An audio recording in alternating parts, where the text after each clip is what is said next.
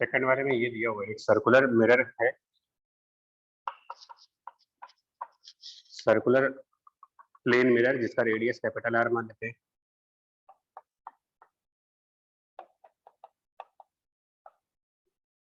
और इसके लिए इसके सेंटर पे उसके कोई सोर्स पुट किया यहाँ पर, पावर कैपिटल पी का, और ये डिस्टेंस हमें दे रखा है कि eta times of capital R है सोर्स का डिस्टेंस।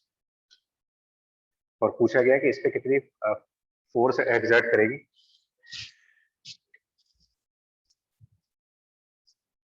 इसका जो कंसेप्ट है वो रेडिएशन प्रेशर के अंदर बताया गया है। रेडिएशन वाले फॉर्मूले में रेडिएशन प्रेशर का एक जनरलाइज फॉर्मूला होता है अगर मिरर्स के केस में जाए तो, और वो जनरलाइज फॉर्मूला होता है हमेशा intensity upon speed of light multiplied by cos square theta times 1 plus small are.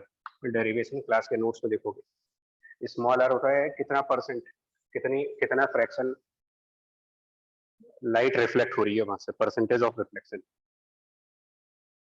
और थीटा उसका एंगल ऑफ इंसिडेंस है।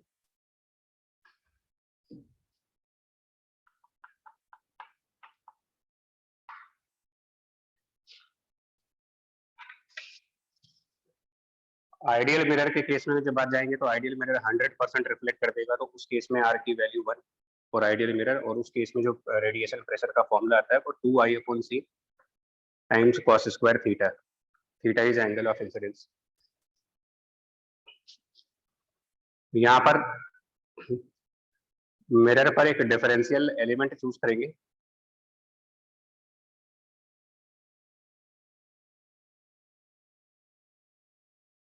हम स्मॉल आर रेडियस का और कुछ डी आर उसके विड्थ मान करके। जहां पर जो लाइट जाएगी, मतलब सोर्स के थ्रू जो रेडिएशन यानी वेव जाएगी, उसका एंगल ऑफ इंसिडेंस इस डी आर एलिमेंट के लिए थीटा मानते हैं। और intensity power divided by area से भी निकालते हैं, इंटेंसिटी पावर बाय एरिया से। सो जो प्रेशर यहाँ पर एग्जर्ट होगा इस पॉइंट पर, यहाँ पर जो प्रेशर एग्जर्ट होगा वो प्रेशर फाइंड करेगा इसके हिसाब से, तो इट इज 2/c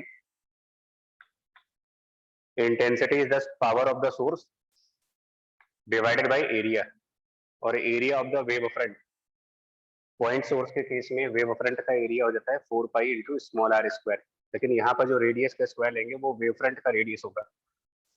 तो इस सोर्स से पॉइंट ऑफ इंसिडेंस का ये डिस्टेंस निकालेंगे, सोर्स से पॉइंट ऑफ इंसिडेंस की डिस्टेंस। इसको फिलहाल अगर हम x मान ले तो 4 पाई x², so 2/c into intensity power divided by 4 pi x², because source से x डिस्टेंस पर ये पॉइंट आ रहा है, और cos स्क्वायर थीटा, थीटा यहाँ पर है, cos स्क्वायर थीटा यहाँ से लिखेंगे तो cos square theta will be eta square are square divided by this x²।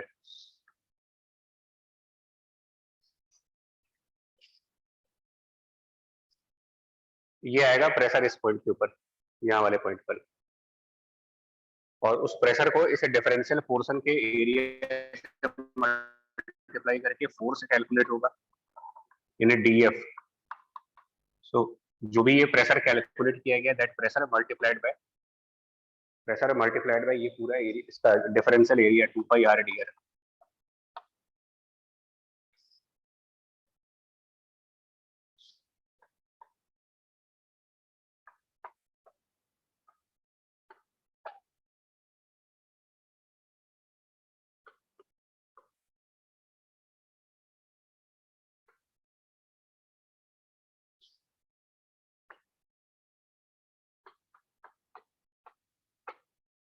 तो इसमें 2 वेरिएबल्स हैं यहाँ पर,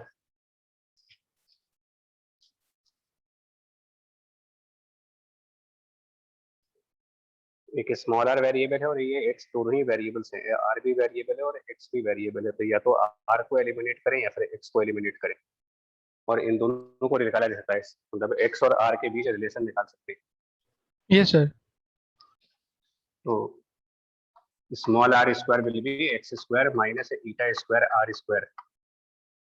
तो यहाँ से सब्स्टिट्यूशन भी लग जाएगा, r इंटू डी आर हट जाएगा, डिफरेंशिएट करेगा तो small r into d r will be x into d x, small r d r is same as x d x.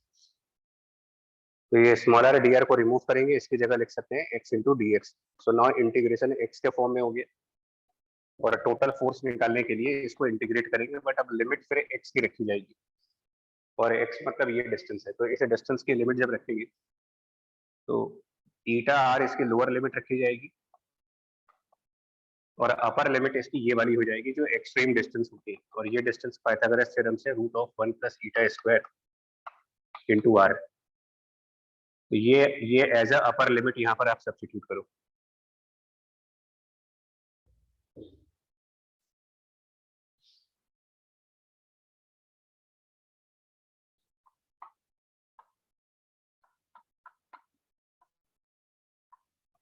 बाकी हम निकाल के देखो इससे जो आंसर आता है।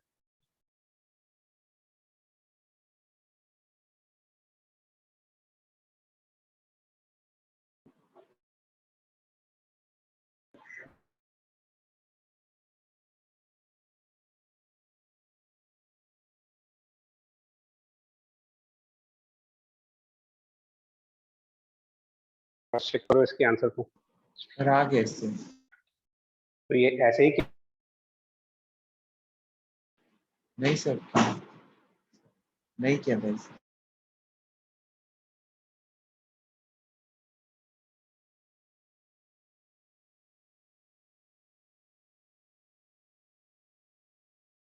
तो हो ही जाएगा।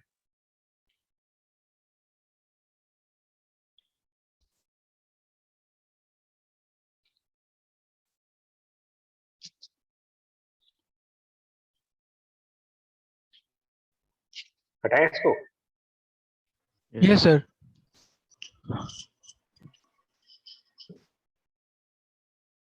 तुम लोग को ना ये सब लोग जितने हो मैक्सिमम लोगों को, तुम लोग को बहुत सवार है अभी उल्टे सीधे असाइनमेंट लगाने का। तुम लोग को ना जो एडवांस के नाम पर बेवकूफ बन रहे हो,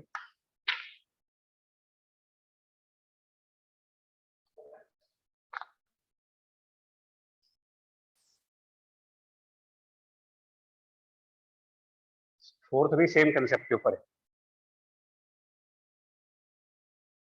इसमें पावर दे रखा है 100 वोल्ट का,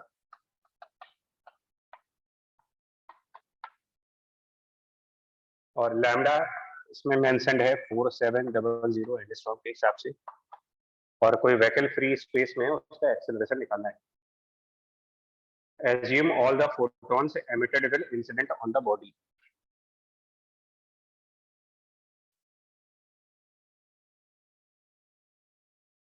अब इसमें क्या करना चाहिए भाई? मास पे गिवन है, ऑब्जेक्ट का मास गिवन है इसमें भाई, एम मास बॉडी है, उसके ऊपर हमने फोटोन से इंसिडेंट करा है जिसके लैम्डा पावर सब दे रखा है इसमें।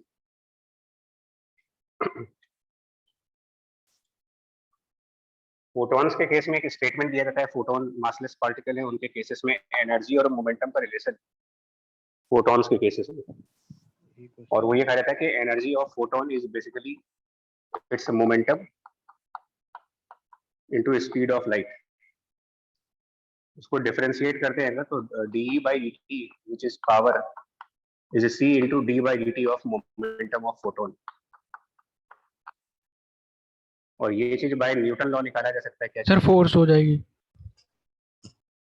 तो फोर्स कैलकुलेट की जा सकती है इसमें। Yes sir power P by already C, yes sir P by C हो जाएगा सर। तो इसमें लैम्डा का वर्क क्या होगा? D by d T power, जरूरी थोड़ी उसका कोई काम हो सकता ना पड़ रहा हो, या हो सकता जरूरत पड़ रही हो, हमें नहीं पता, बट फिलहाल फोर्स बराबर power divided by the speed of light, ये फोर्स का फॉर्मूला आ रहा है, power upon speed of light. मे भी उसकी नीड ना आ रही हो,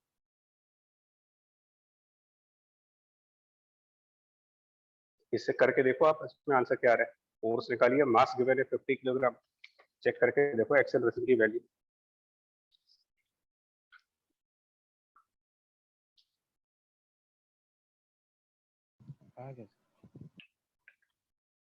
आ जाएगा, इसके थ्रू आ जाना चाहिए। यस सर आ गया सर, मेरी कैलकुलेशन एरर थी। हाँ, तो लैम्डा से कोई मतलब नहीं है उसमें, लैम्डा कोई काम नहीं है उसमें।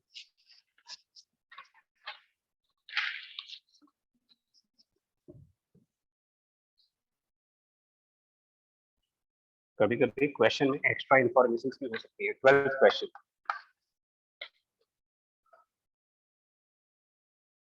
इसमें एक दो तीन बेसिक पॉइंट है कि जो एनर्जी होती है, बोर्स मॉडल के डेरिवेशंस देखो अगर आप रिजल्ट अपने आप, तो जहां जहां एनर्जी है that is always proportional to the mass of electron, radius is proportional to 1 upon mass of electron. ये जो रिजल्ट चेक करोगे उसमें मिल जाएगा। Yes sir. तो अगर हम इलेक्ट्रॉन की जगह डबल मास यूज करेंगे तो नेचुरली रेडियस कम हो जाएगी, पहला वाला ऑप्शन गलत हो गया। और एनर्जी मास के प्रोपोर्शन में है तो इसलिए बी ऑप्शन सही हो जाएगा। स्पीड का मास पर डिपेंडेंसी होती है कि नहीं होती है? अगर हम सर प्रॉपर नहीं होती डेरिवेशन, है सर, नहीं होती है सर, वो सेम ही रहेगी दोनों तरफ। स्पीड वाले फॉर्मूला डेरिवेशन करने पर इंडिपेंडेंट ऑफ मास आता है। और gap between the energy levels will be doubled. Obviously जब एनर्जी डबल होगी तो उन एनर्जीज के बीच का जो डिफरेंस मतलब डेल्टा ई, वो भी हमारा प्रोपोर्शनल टू मास होता है। तो बी और डी ऑप्शन आ जाएंगे इसमें डबल।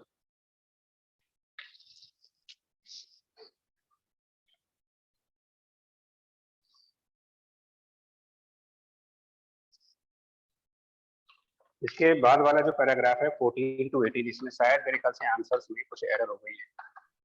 यस सर, उसमें आंसर नहीं मैच कर रहे सर। लॉजिक क्या लगाएंगे इसमें जो सर वो पैरेलल प्रॉपर से, स्टार्टिंग वाली डेरिवेशन कर दी थी सर, जैसे नहीं सर, उसमें इसमें करी। मास इफेक्टिव निकाल लिया था, उससे सारे रिलेशन चेंज।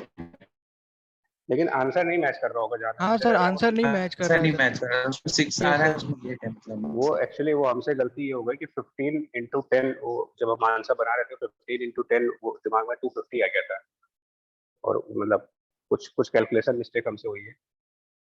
इनमें ज्यादा कुछ नहीं करना होता है, इसमें बेसिकली ये करना होता है कि जो जब न्यूक्लियस का मास कंसिडर करना होता है तो जो हमारे डेरिवेशन होते हैं, जो भी हमारे डेरिवेशन बोर्स मॉडल में किए गए हैं, और यहाँ पर डेरिवेशन नहीं करने जा रहे, डेरिवेशन आपको खुद करना होगा या रिजल्ट याद रखने होंगे। उसमें ये कहा जाता है कि जहां जहां पर मास ऑफ इलेक्ट्रॉन आता है डेरिवेशन में, उन सबको आप डायरेक्टली रिप्लेस कर सकते हो बाय रिड्यूस मास। जहां पर न्यूक्लियस का मास कंसिडर करना होता है वहां पर फिर से डेरिवेशन नहीं करना चाहिए, जो डेरिवेशन करा जा चुका है उसी के अंदर चेंज करें। और रेडियस मास यहाँ पर निकालेंगे दोनों के मासेस के product, 15m multiplied by 10m divided by 15 plus 10, तो ये 6m आ रहा है एक्चुअली। और फिर सेम कंसेप्ट है कि एनर्जी प्रोपोर्शनल टू मास होती है, मास ऑफ इलेक्ट्रॉन। जब रिड्यूस मास करेंगे तो m की जगह पर 6m आ जाएगा।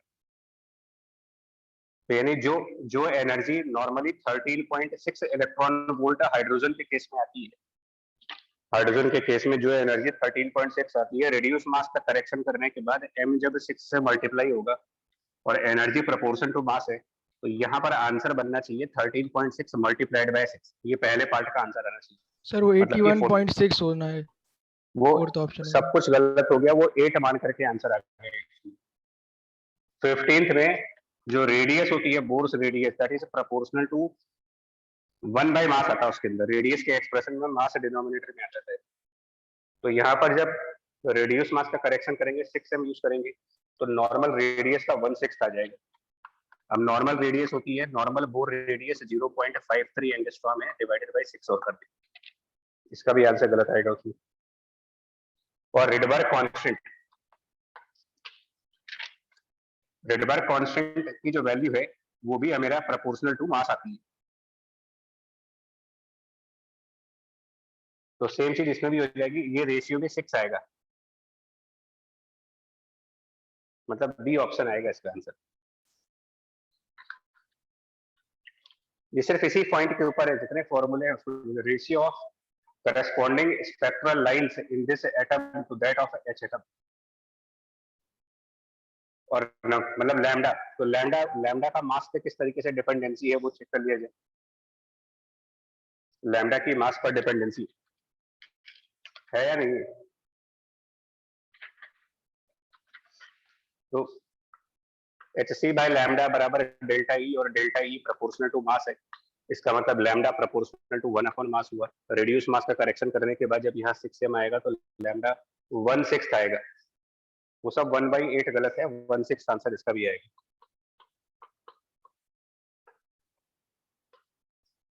और number of spectral lines emitted if it absorbs a photon of the energy 96.72।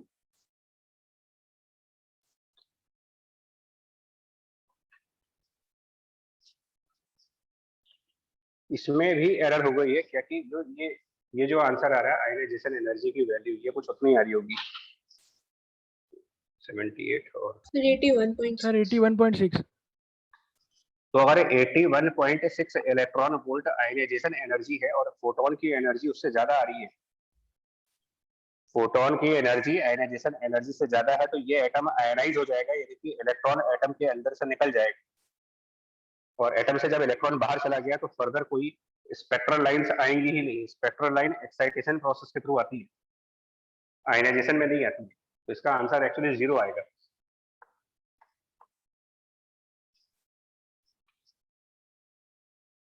वो एक्चुअली पूरी सीक्वेंसिंग गड़बड़ हुई है, सारे आंसर 8 को कंसीडर करके हो गए।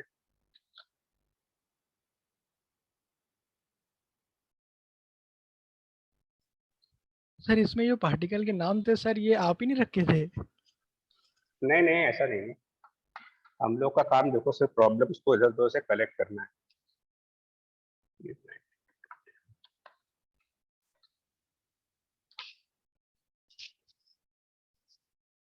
तुम ही लोग तैयारी नहीं करते हो, ऐसा तुम लोग को लगता है। टीचर्स भी उसी हिसाब से दिन रात डिफरेंट सोर्सेस से क्वेश्चंस ढूंढा करते हैं।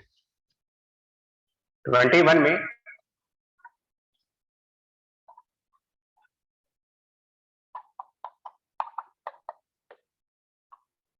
इसमें ये 2 इलेक्ट्रॉन्स हैं जहां पर ये रिवॉल्व कर रहे हैं। इसमें एक तो ये काम करो, अब रेडियस अगर r मान ले, सपोज ये r रेडियस है, तो इस इलेक्ट्रॉन पर एक न्यूक्लियस की वजह से अट्रैक्टिव फोर्स आएगी। कूलम्स लॉ लगाएंगे तो वो इसका चार्ज 2e है। कूलम्स लॉ के हिसाब से ये फोर्स आ जाएगी 2e square divided by 4πε r²। Nucleus और इलेक्ट्रॉन का अट्रैक्टिव फोर्स। बट इस इलेक्ट्रॉन पर अपोजिट वाला इलेक्ट्रॉन रिपल्सन भी लगाएगा, माइनस इस इलेक्ट्रॉन का इसके ऊपर रिपल्सन, वो आएगा e² डिवाइडेड बाय, ये टोटल डिस्टेंस है 2r हो जाएगी, तो ये 16πε0r²। कूलम्स लॉ फॉलो कर रहे हैं। And this net force should be the centripetal force m into v² divided by r। ये फर्स्ट इक्वेशन।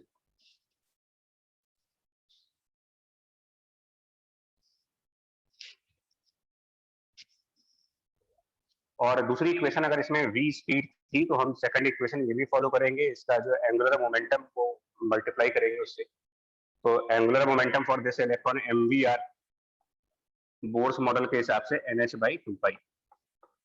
अब जरा इन दोनों से क्विकली r को डिराइव करना होगा। क्या बन रहा है डेरिवेशन ऑफ r? इन दो रिजल्ट्स के थ्रू r को डिराइव करे जरा। हमने रफ में डिराइव किया हुआ है एक्चुअली, देख के बता रहे।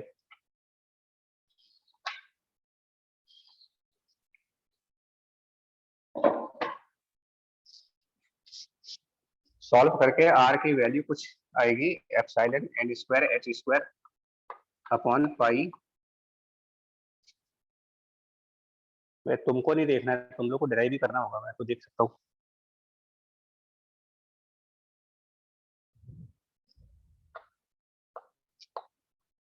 साथ में कुछ फैक्टर और आएगा, सर 4 का फैक्टर है वो। और भी आएगा 4/7 आएगा यहाँ पर, चेक कर लो।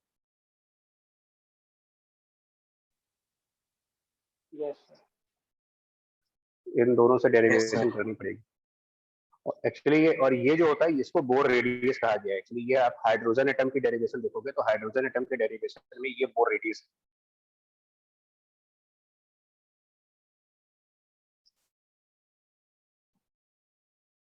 कोई किताब रख लो सामने, उसमें फॉर्मूले मिल जाएंगे। वैसे तो डिराइव भी करना होता है, लेकिन बोर रेडियस ये चीज होती है हाइड्रोजन वाले केस में। तो 4/7 आ जाएगा आंसर इसका।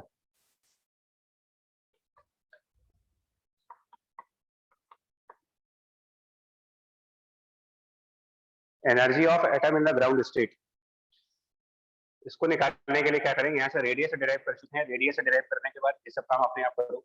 तो रेडियस से जब डिराइव कर लिया है तो रेडियस को यहाँ पर एंगुलर मोमेंटम वाली एक्सप्रेशन में ले जाओ और स्पीड सॉल्व करे क्या आती है।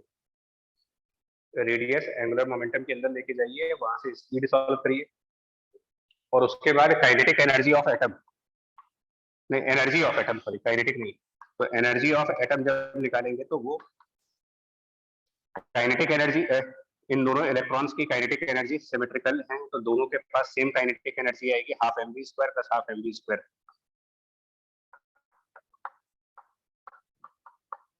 एंड देन पोटेंशियल एनर्जी,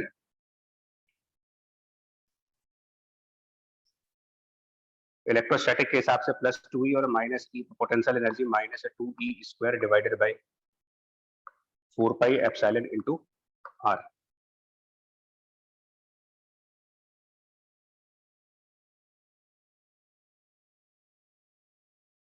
करके देखिए इसको जरा सिंप्लीफाई क्या बनता है ये।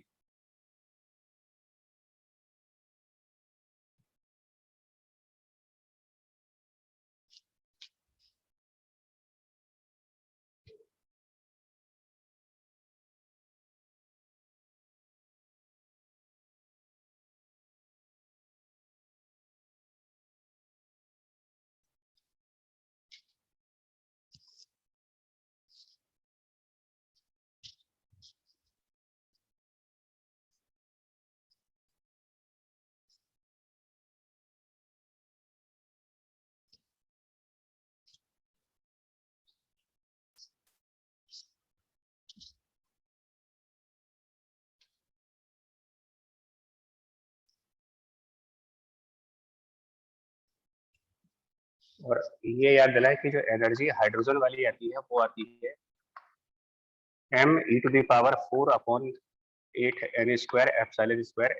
विथ माइनस साइन, ये एनर्जी हाइड्रोजन वाली आती है।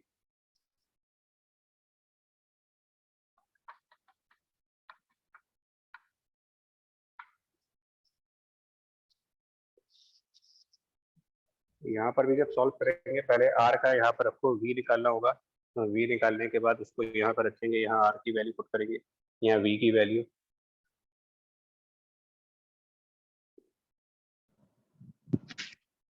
Sir 21 m⁴/64 ε0² m²x²।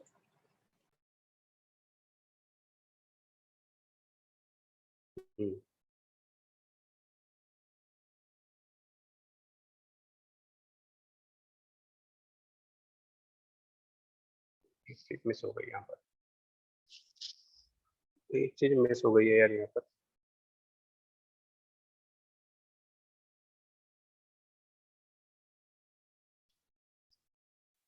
कुछ गड़बड़ हुआ है एनर्जी के एक्सप्रेशन में या नहीं? सर वो दूसरे वाला इलेक्ट्रॉन पोटेंशियल पोटेंशियल सर एक ही कर लिया। वो मतलब एक्चुअली इस न्यूक्लियस इलेक्ट्रॉन की तो पोटेंशियल एनर्जी नहीं, बट इन दोनों की पोटेंशियल एनर्जी, मतलब यहाँ पे भी 2 का फैक्टर है और कायदे से एक पोटेंशियल एनर्जी इन दो इलेक्ट्रॉन्स के बीच में भी आएगी।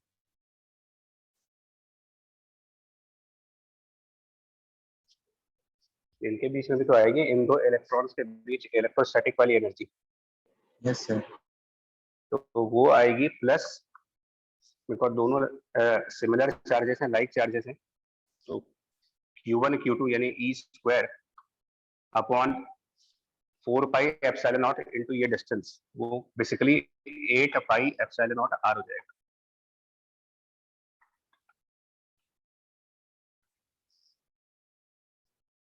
तो ये रेडियस आ रहा है, ये 2r डिस्टेंस पे, तो ये थोड़ा गड़बड़ हो गया था इसमें।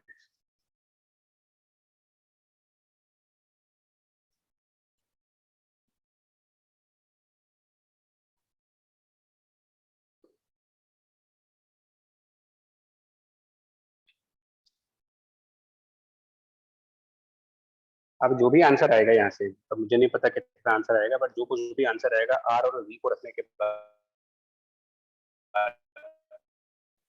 r डिराइव कर चुके थे, r को यहाँ ले जाकर के v डिराइव करोगे, दोनों को रखने के बाद जो भी आंसर आएगा उसमें ये वाली टर्म तो आएगी ही आएगी, बट इसके साथ कुछ नंबर और मल्टीप्लाई होंगे।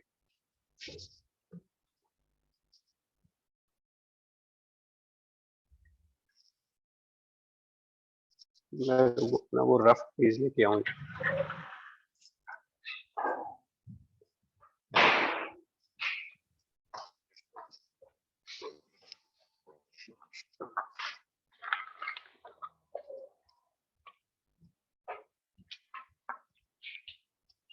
सर जो आंसर दिया है वो केवल half m v square into 2 से ही आया है।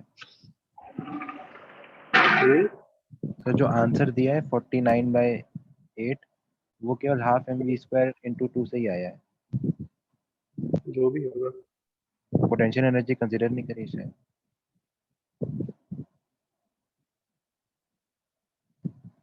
अच्छा, मतलब सिर्फ काइनेटिक एनर्जी कंसीडर हुई है। हाँ सर, तभी आंसर आ रहा है 49/8।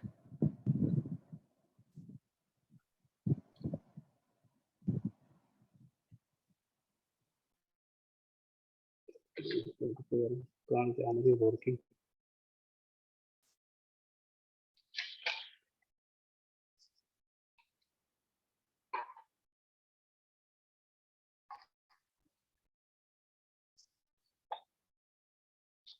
जो v आ रहा है पहले इसको चेक करते हैं। v की वैल्यू इतनी आ रही होगी, मैं अपने सोल्यूशन से देखूं। v equal to 7e square bye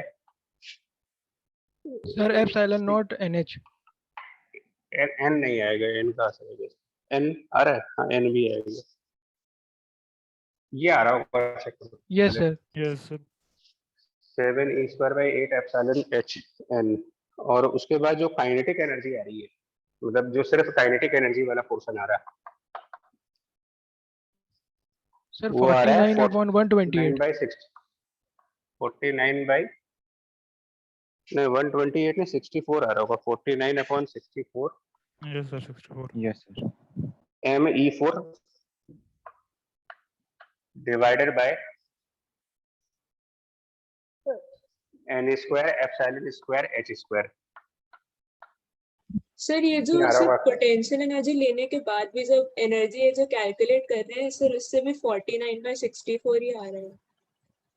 अब वो पता नहीं मुझे, लेकिन काइनेटिक कितना आ रहा है वो तो भी चेक करेंगे। यस सर काइनेटिक काइनेटिक कितना है? हाँ। और तुम क्या कह रहे हो बच्चा, ये सर जो पोटेंशियल वाला लेने के स्क्रीन में बाद जो सर जो ई ऑफ एटम लिया सर वो भी 49/64 करके आ रहा है। Yes sir. नहीं वो माइनस में आना चाहिए। यस सर एटम की माइनस। एनर्जी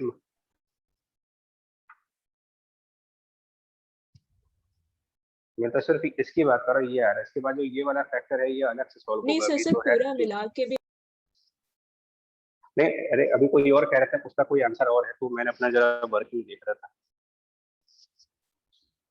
खैर, तो इसका मतलब टोटल एनर्जी एक तरीके से इसी में माइनस लगा दे साइन।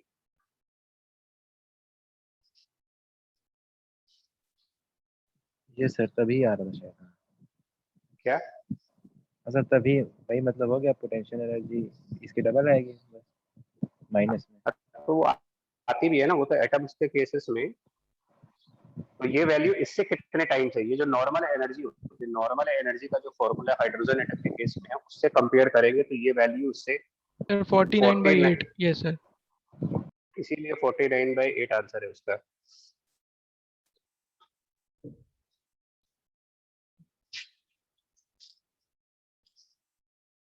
इसके बाद कह रहे हैं ionization energy of helium atom.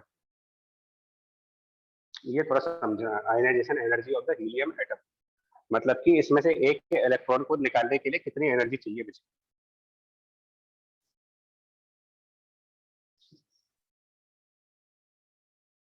अब वो देखिए, अगर इसमें से एक इलेक्ट्रॉन निकल जाएगा तो ये हाइड्रोजन टाइप एटम नहीं बन जाएगा, सिंगल इलेक्ट्रॉन वाला। Yes sir. Yes sir. Yes sir. तो उसकी एनर्जी क्या हो जाएगी? अगर हाइड्रोजन की एनर्जी E0 है तो हाइड्रोजन लाइक जितने एटम्स होते हैं, हाइड्रोजन लाइक एटम्स, उसमें एनर्जी निकालने के लिए आप यहाँ पर Z स्क्वायर और मल्टी, तो कितना हो जाएगा फिर ये 4E0। अगर हाइड्रोजन वाले को E0 कहा जाएगा तो एक इलेक्ट्रॉन निकलने के बाद इसकी एनर्जी 4E0 हो जाएगी, बिकॉज ये भी हाइड्रोजन टाइप बन जाएगा। Yes sir. और हाइड्रोजन टाइप में एनर्जी जब निकालते हो तो जेड स्क्वायर मल्टीप्लाई करते जाती है। यस तो जब दोनों इलेक्ट्रॉन्स हैं इसके पास तो 49/8 ई नॉट की एनर्जी है। एक इलेक्ट्रॉन निकलने के बाद it is hydrogen type, energy is 4 E not. तो डिफरेंस चेक करके बताओ कितना एनर्जी रिमूव हुआ है यहाँ पे तरीके से, difference of these two energies. 17/8 sir 17/8 E not. वही आंसर आएगा।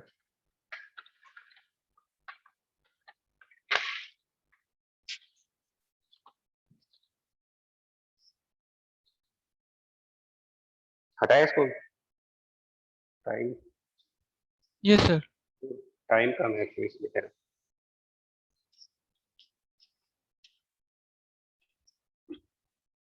तो मैं एटॉमिक स्ट्रक्चर में हाइड्रोजन के जो डेरिवेशंस करते हो ना, वो डेरिवेशंस एग्जाम में मुश्किल से 2 मिनट लगेंगे, आप पहले ही करके रख लो ताकि इस टाइप के क्वेश्चन अगर कोई आ जाए तो सॉल्व हो जाए। 33 वाला क्वेश्चन 2 चैप्टर्स को ब्रेक करके अल्फा पार्टिकल का, उसमें वो कुछ बकवास दिया गया है। अल्फा पार्टिकल जो उसमें निकल रहा है वो जेड वाई एक्सिस के लॉन्ग निकल रहा है।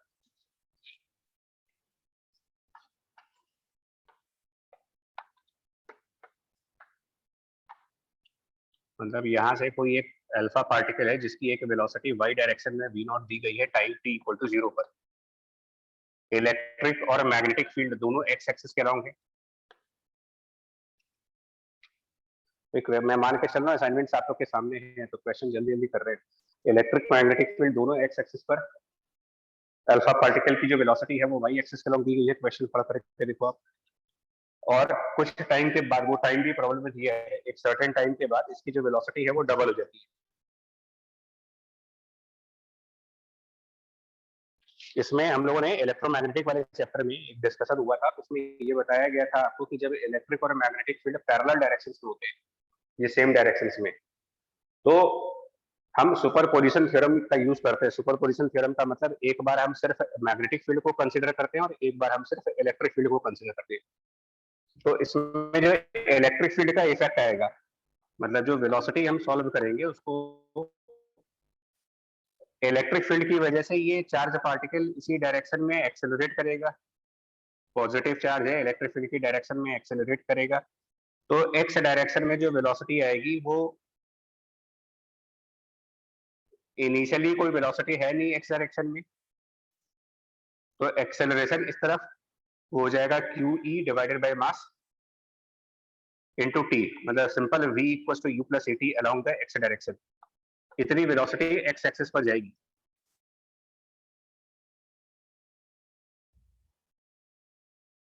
ये राइट है, बोलो। एक्स यस एक्सिस की sir, yes velocity sir. Yes sir. Plus magnetic field की वजह से इसमें दोनों को 1/1 कंसीडर करते हो। एक बार इलेक्ट्रिक फील्ड को इग्नोर कर दीजिए, और इलेक्ट्रिक फील्ड अगर इग्नोर कर दें तो वेलोसिटी और मैग्नेटिक फील्ड परपेंडिकुलर डायरेक्शंस में है। सर्कुलर मोशन वाला केस बनना चाहिए। एक्चुअल में यहाँ ओवरऑल जो ट्रेजेक्टरी बनेगी वो हेलिक्स बन जाएगी।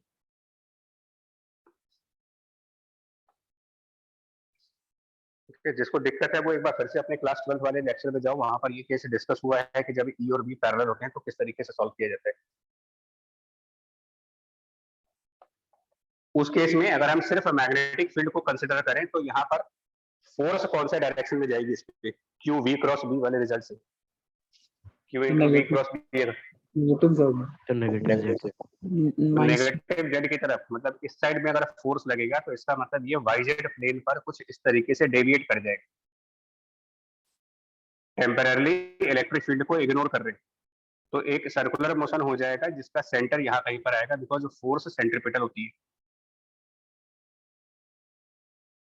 और टी टाइम के बाद ये भी ध्यान करिएगा कि मैग्नेटिक फील्ड वेलोसिटी के मैग्नीट्यूड को नहीं बदलता। तो अगर ये वी नॉट से चल रहा था तो बाद में भी वी नॉट से चल रहा हो, और टी टाइम के बाद ये ओमेगा इंटू टी एंगल से रोटेट कर चुका हो।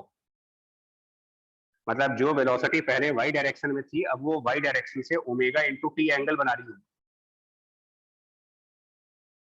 और अगर वेलोसिटी वाई डायरेक्शन से ओमेगा इंटू टी का एंगल बना रही होगी तो उस वेलोसिटी का वाई डायरेक्शन में कंपोनेंट हो जाएगा वी नॉट का कॉस ओमेगा टी इंटू जे कैप और उस वेलोसिटी का एक और कंपोनेंट नेगेटिव जेड डायरेक्शन की तरफ जाएगा, so minus v naught sine omega t के कैप। अब कितना समझ आया वो आप लोग बताओ। सर आया सर, पूरा आया। मैं तो क्योंकि मैं रिवीजन स्टाइल में ही सब पढ़ा रहा हूँ, तो ये मान करके कि जो ओरिजिनल मेन लेक्चर हैं क्लास वाले वो पढ़े होंगे, ये मान करके। सो ये फर्स्ट पार्ट का आंसर है। सेकंड पार्ट में क्वेश्चन में बोला गया कि एक सर्टेन टाइम के बाद वेलोसिटी डबल हो जाती है। इस वाले के हिसाब से अगर हम वेलोसिटी का मैग्नीट्यूड निकालें, मैग्नीट्यूड ऑफ द वेलोसिटी, तो वो आएगी रूट ऑफ इस वेक्टर का magnitude QE by m t square plus इसका स्क्वायर प्लस इसका स्क्वायर करेंगे तो वो v नॉट स्क्वायर आ जाएगा। मतलब ये स्पीड आ जाएगी टाइम t के बाद, speed after time t। Question के हिसाब से ये 2 टाइम्स ऑफ ओरिजिनल स्पीड है, और उसमें तुम्हें शायद टाइम की वैल्यू भी दी गई है क्वेश्चन में, t ये की सर दी वैल्यू हुई दी है गई। सर। सॉल्व कर लीजिए, v नॉट आ जाएगा।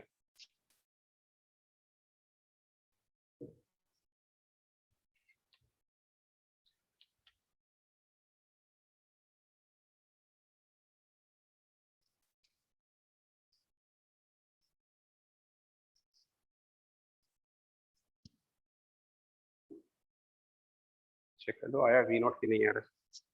ये सर आ रहा है।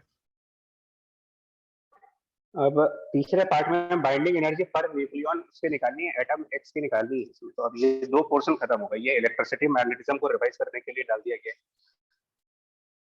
बट हाँ इसका यूज है।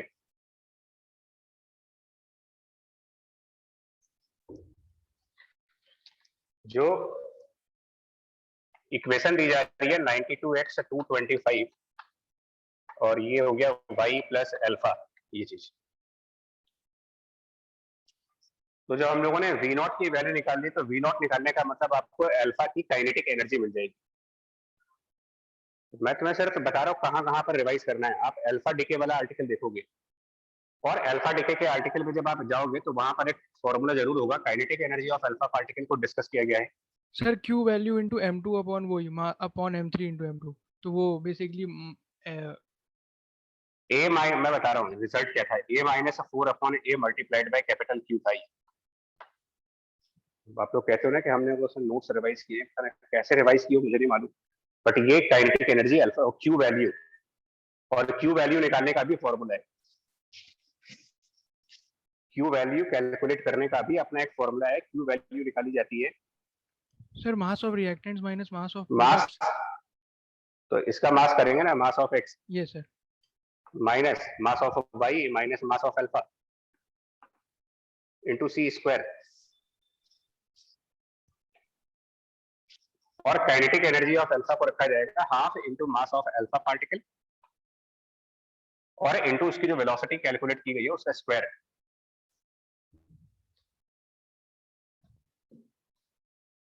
क्वेश्चन में स्पीड तभी आएगी जब नोट्स प्रॉपर रिवाइज हो।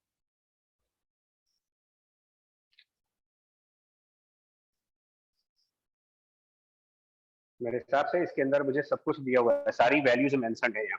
मास नंबर दे रखा है 225, मास ऑफ अल्फा मेंशन है वहां पर,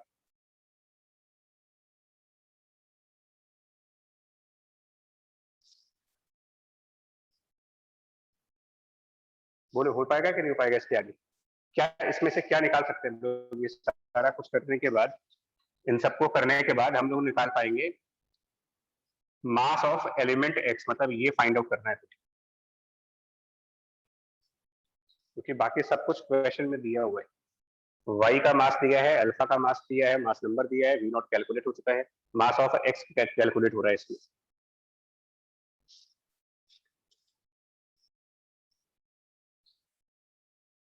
और ये जो मासेस कैलकुलेट हो रहे हैं, ये इसके बाद जो x का मास हम लोगों ने यहाँ पर निकालेंगे, इसके थ्रू सॉल्व करेंगे। उसके बाद हम लोग जाएंगे binding energy of this element. तो बाइंडिंग एनर्जी का भी अपना एक फॉर्मूला है, किसी भी एलिमेंट की binding energy atomic number multiplied by the mass of proton plus mass number minus atomic number यानी number of neutrons multiplied by mass of neutron minus इसको कहा जाता है थ्योरेटिकल मास। इस फैक्टर को बोलते हो न्यूक्लियस का थ्योरेटिकल मास माइनस उसके न्यूक्लियस का एक्सपेरिमेंटल मास। तो ये जो mx फाइंड कर रहे हैं यहाँ से मास डिफेक्ट जिसकी थ्योरी थी, और मास डिफेक्ट को मल्टीप्लाई किया जाता है 931 जो कन्वर्जन फैक्टर है, इसमें कितना दिया हुआ है 931 इंटू सी स्क्वायर से, मतलब मास डिफेक्ट इंटू सी स्क्वायर। यूनिट वगैरह कन्वर्ट करना आपको सीखना होगा, और जब इसको डिवाइड करोगे मास नंबर यानी कि 225 से, तब जाकर के ये आएगा बाइंडिंग एनर्जी पर न्यूक्लियन जो पूछा गया है, जिसका आंसर 8 दे रखा है।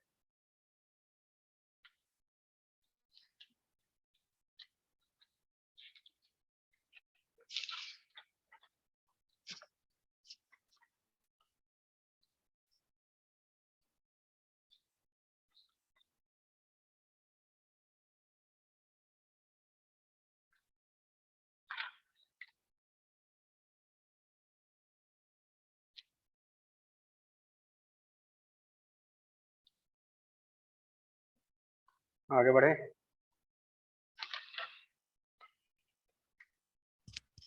Yes sir. और कोई है इस असाइनमेंट में? सर 36 वाला एक बार। 36 और 30।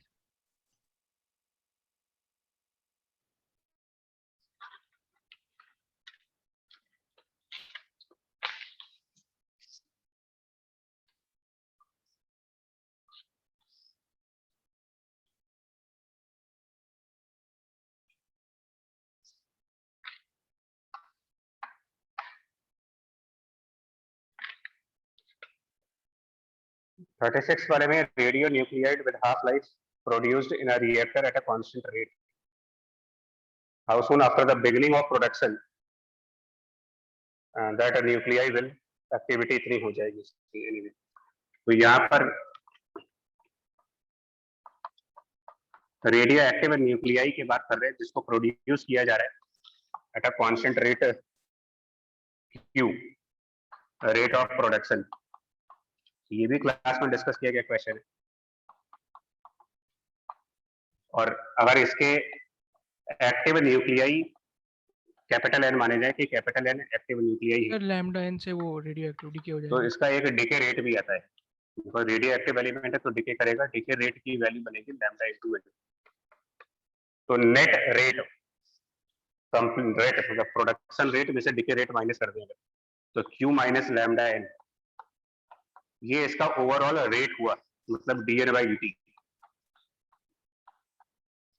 और यहां से d n divided by q minus lambda n equal to dt, और इसको सब इंटीग्रेट करते हो टाइम को 0 से t लेकर के और n को 0 से n पुट करके। ये सब सॉल्व करने के बाद n का एक एक्सप्रेशन बनता है यहाँ पर। Sir q by lambda 1 minus e की पावर लैम्डा माइनस t। तो q by lambda 1 minus e to the power minus lambda t, ये एक्सप्रेशन बनेगा इसका। मतलब ये उसके एक्टिव न्यूक्लियाई आएंगे किसी टाइम t पर, और एक्टिविटी वो डेफिनेशन बेस्ड क्वेश्चन है। एक्टिविटी डिफाइन होती है लैम्डा मल्टीप्लाइड बाय n से, कुछ करना नहीं है। एक्टिविटी की डेफिनेशन लगा दी थी, activity is nothing but decay constant multiplied by number of active nuclei lambda into n, और n सॉल्व कर चुके। सो एक्टिविटी बराबर q 1 minus e to the power minus lambda t। उसके बाद एक्टिविटी दे रखा है तुम्हें क्वेश्चन में, एक्टिविटी की value 10 to the power 8 given है, स्मॉल q की वैल्यू दी हुई है 10 to the power 9, lambda log 2 by lambda उससे निकाल सकते हो हाफ लाइफ से। Yes sir. सर बस वही और सर एक्टिविटी में गलती हो रही थी सर। गलती नहीं, वो डेफिनेशन याद नहीं है। Yes sir.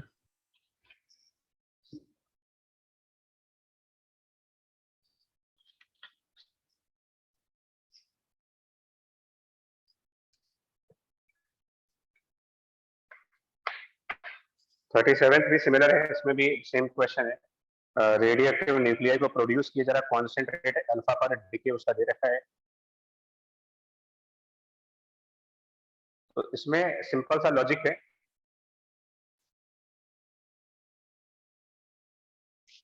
During T seconds अगर हम लोग बात करें तो ड्यूरिंग टी सेकंड्स में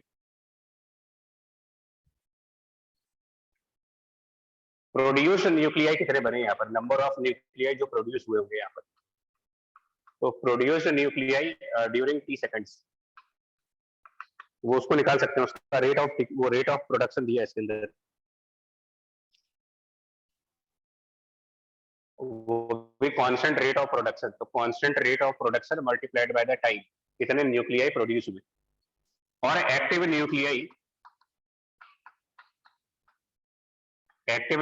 अगर हम देखेंगे टी सेकंड्स के बाद, वो इसी डेरिवेशन से जो यहाँ पर किया गया सेम डेरिवेशन। तो active nuclei will be alpha divided by lambda 1 minus e to the power minus lambda t.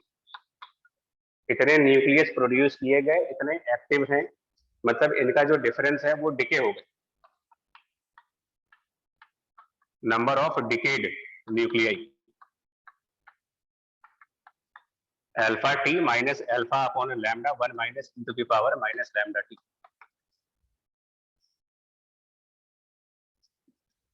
और क्वेश्चन साफ कह रहा है कि हर एक डिके के अंदर ई नॉट एनर्जी जा रही है, तो नंबर ऑफ डिकेड न्यूक्लियाई के हिसाब से एनर्जी जो आएगी वो हो जाएगी ई नॉट मल्टीप्लाइड बाय ये पूरी वैल्यू।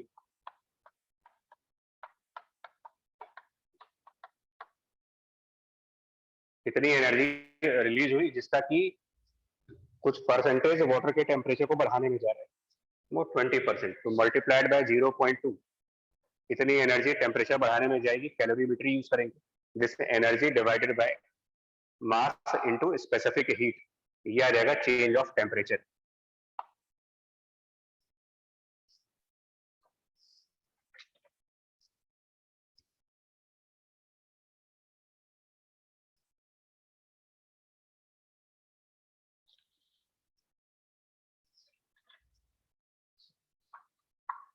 क्वेश्चन नंबर 38 में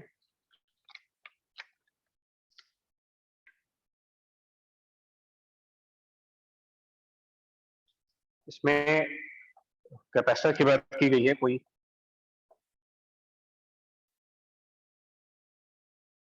जिसकी कैपेसिटेंस गिवन है, सेपरेशन दिया हुआ है और पोटेंशियल डिफरेंस दिया हुआ है।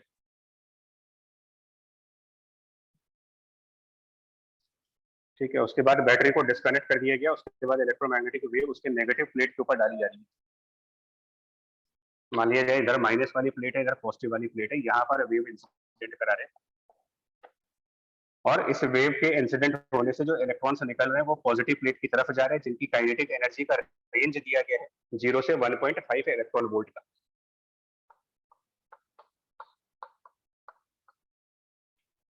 और उसके बाद एक ग्राफ प्लॉट किया जा रहा है करंट वर्सेस टाइम, जो कि कुछ कांस्टेंट जा रहा है, उसके बाद कुछ डिप कर गया और वो 0 हो गया, ऐसा करके T1 और ये T2 और ये 10 टू द पावर -12। तो इसमें एक तो ये पूछ रहे हैं कि टाइम T1 के बाद, टाइम T1 पर इन दोनों प्लेट का पोटेंशियल डिफरेंस क्या होगा, और टाइम T2 के बाद इन दोनों प्लेट का पोटेंशियल डिफरेंस क्या होगा, और फिर टाइम T1 की वैल्यू कितनी होगी। और जब वेव डालना स्टार्ट किया था, मतलब कि टाइम t = 0 पर जब ये वेव इंसिडेंट कराना स्टार्ट हुआ था, उस टाइम पर इन दोनों कैपेसिटर का एक पोटेंशियल डिफरेंस दिया हुआ है वहां पर 10 वोल्ट का, मतलब 10 वोल्ट ये इनिशियल मोमेंट पे थे एट टाइम t = 0।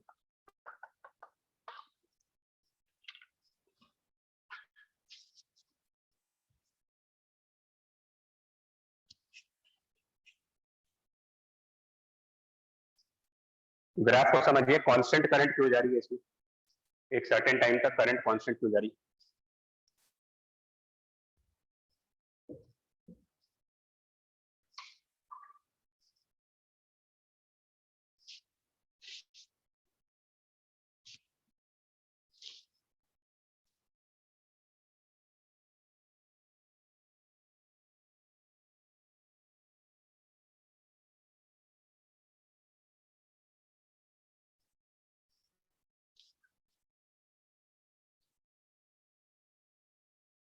वो लिखा भी है क्वेश्चन के सेकंड लास्ट लाइन में, लिखा हिंट भी लिखी है।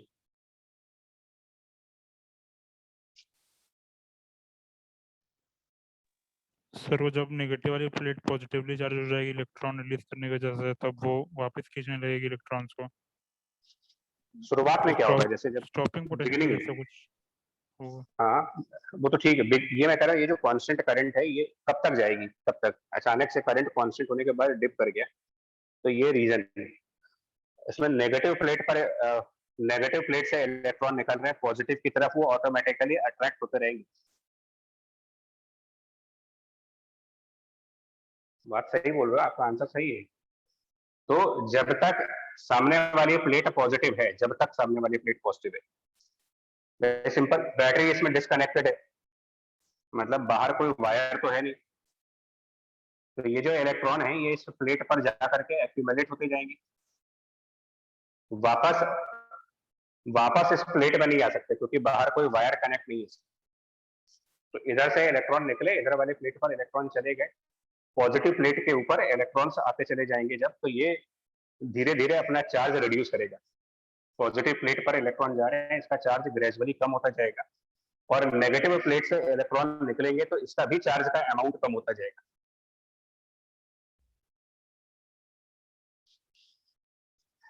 यानी धीरे धीरे क्या होगा कि ये पॉजिटिव प्लेट लेस पॉजिटिव होती जाएगी और ये नेगेटिव प्लेट भी, मतलब ये दोनों चार्जेस ग्रेजुअली जीरो की तरफ आते जाएंगे, और एक सर्टेन टाइम के बाद, एक सर्टेन टाइम आएगा जब ये और ये दोनों ही प्लेट्स पर चार्ज का अमाउंट जीरो हो जाएगा, Q बराबर जीरो दोनों ही टाइम पर, और ये वही टाइम है जिसको T1 कहा जा रहा है। क्योंकि इसके पहले तक up to time T1, before T1 ये पॉजिटिव प्लेट रहेगी, ये नेगेटिव प्लेट रहेगी, अट्रैक्शन बना रहेगा, और जब तक अट्रैक्शन बना रहेगा तब तक जितने भी इलेक्ट्रॉन्स यहाँ से एमिट होंगे वो सारे के सारे इलेक्ट्रॉन्स यहाँ तक पहुंच जाएंगे,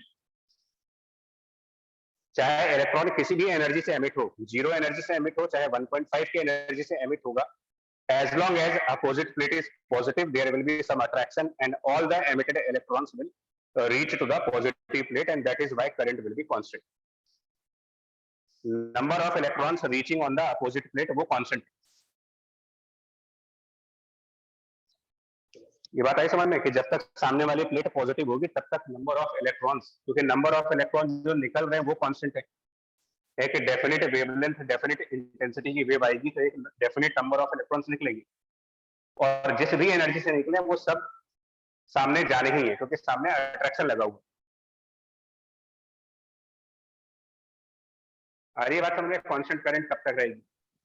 यस सर। जब तक सामने, जब तक सर अगर किसी एनर्जी से निकलेंगे तो उनको रेजिस्ट करने वाली कोई फोर्स तो होगी नहीं, जब चार्ज जीरो हो जाएगा तो जा नहीं सकता आगे, और नहीं आगे जाएगा तो करंट अचानक से जीरो थोड़ी हुआ है।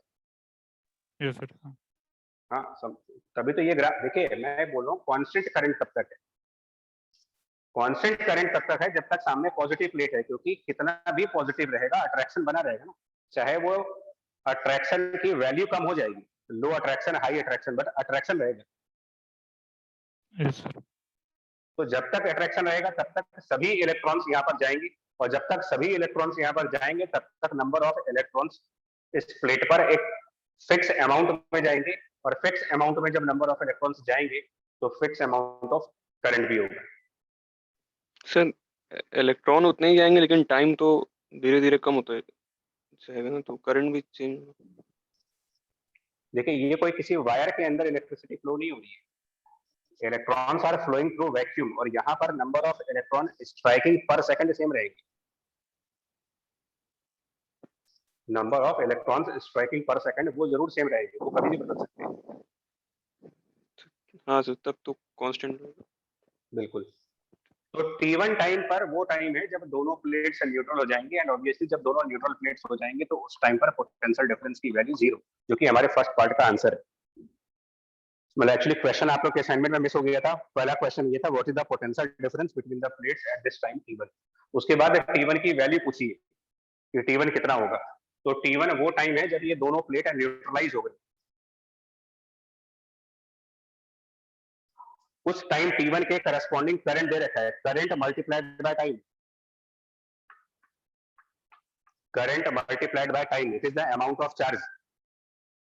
और ये उतना चार्ज है जिसने पॉजिटिव प्लेट को जीरो कर दिया है, तो ये चार्ज कैपेसिटर के इनिशियल चार्ज के बराबर होना चाहिए, जो कि कैपेसिटेंस इनटू पोटेंशियल डिफरेंस हो जाएगा। ये बात आई समझ में? Yes sir. Yes sir. आया? T1 निकालोगे इससे, उसके बाद आता है T2। T2 नहीं निकालना है, ये निकालना है कि T2 के बाद क्या पोटेंशियल डिफरेंस होगा। T2 के बाद करंट की वैल्यू जीरो हो जाएगी। After T2 current permanently zero हो रही है, इसका मतलब अब कोई इलेक्ट्रॉन सामने नहीं जा पाएगा,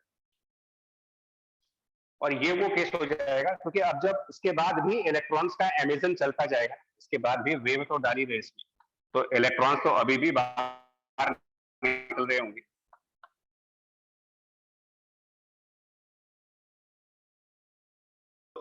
जीरो डिफरेंस के बावजूद भी कुछ इलेक्ट्रॉन्स जिनफिशिएंट एनर्जी हो आगे जा सकते हैं। टाइम आगे बढ़ेगा तो सामने वाली प्लेट नेगेटिव होती जाएगी, पीछे वाली प्लेट पॉजिटिव होती जाएगी, और अब इलेक्ट्रॉन्स रिटार्डेड होने लगे। ये स्टॉपिंग पोटेंशियल वाला केस आ जाएगा। और जब सामने वाली प्लेट एक स्टॉपिंग पोटेंशियल पे चली जाएगी तो फास्टेस्ट इलेक्ट्रॉन भी यहाँ पर नहीं जा सकता। वो डेफिनेशन ऑफ स्टॉपिंग पोटेंशियल है कि हाईएस्ट एनर्जी इलेक्ट्रॉन भी अपोजिट प्लेट पर जब ना जा पाए, उस पोटेंशियल को कहा जाता है कि ये इन दोनों का स्टॉपिंग पोटेंशियल। यानी कि T2 टाइम के बाद दोनों प्लेट के बीच में स्टॉपिंग पोटेंशियल जनरेट हो चुका होगा, और स्टॉपिंग पोटेंशियल कैसे कैलकुलेट किया जाएगा वो आप बताओ। फोटो इलेक्ट्रिक इफेक्ट इक्वेशन में stopping potential maximum kinetic energy दी गई है, तो 1.5 वोल्ट ही हो जाएगा। हाँ, it is always K max divided by E। Stopping potential is maximum energy upon E, यानी 1.5 वोल्ट। तो T2 टाइम के बाद जो पोटेंशियल डिफरेंस दोनों प्लेट के बीच में होगा वो 1.5 वोल्ट का होगा।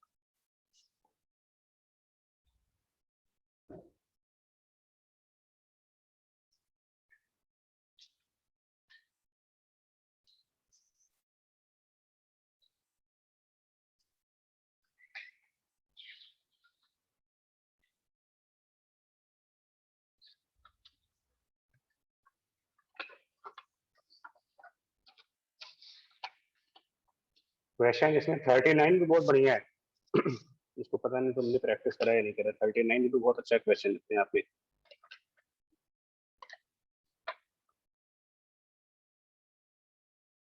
तो 39 अगर सही से किया होता तो असाइनमेंट 9 के अंदर भी इसके ऊपर क्वेश्चन।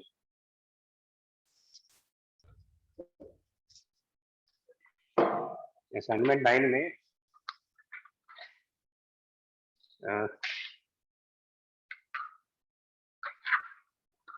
एक सेकंड, हाँ 41 क्वेश्चन है असाइनमेंट 1 का। 41 क्वेश्चन असाइनमेंट 9 का।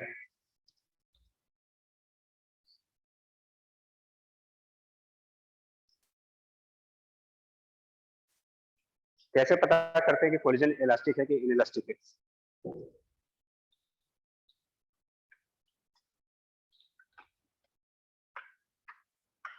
पहले तो 39 डिस्कस कर रहे हैं असाइनमेंट। कैसे पता लगाएंगे भाई कोलिजन इलास्टिक है कि इनइलास्टिक है? सर इनइलास्टिक में सर काइनेटिक एनर्जी बदल जाती है सर, इनिशियल काइनेटिक एनर्जी। यहाँ पर बात करिए एटॉमिक स्ट्रक्चर में। एटॉमिक स्ट्रक्चर में अगर ये डेफिनेशन नहीं क्लियर होगी, हाँ सर जो वन डायमेंशन वाले होते थे उसमें पहले मतलब मैक्सिमम निकाल लेते थे कि इनइलास्टिक में कितने लॉस हो सकता है काइनेटिक एनर्जी का, उसके हिसाब से जो एनर्जी चेंज होता है शेल्स के बीच में वो देख लेते थे कि मतलब कौन कौन से अलाउ हो सकते हैं। जैसे आपकी बात समझ में। असाइनमेंट 9 अगर आप लोगों ने लगाई है, अब कुछ लोग एक्सक्यूज दे सकते हैं कि टाइम कम था, लेकिन इतने कम टाइम में इतने क्वेश्चन लगाने ही पड़ेंगे। 41 में ये पूछा है, इसमें यही गया है कि कोलिजन इलास्टिक या इनइलास्टिक होने के लिए V कितना होना चाहिए। तो पहले तो वही डिस्कस कर लेते हैं। 41 question from the assignment number 9, जिसमें कह रहे हैं कि कोई हाइड्रोजन एटम अपने ग्राउंड स्टेट पे है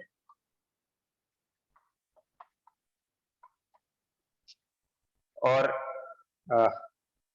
मतलब एक हाइड्रोजन एटम ग्राउंड स्टेट में रेस्ट पे है और एक दूसरा हाइड्रोजन एटम भी है, वो भी ग्राउंड स्टेट के अंदर है, लेकिन वो V स्पीड से चल रहा है।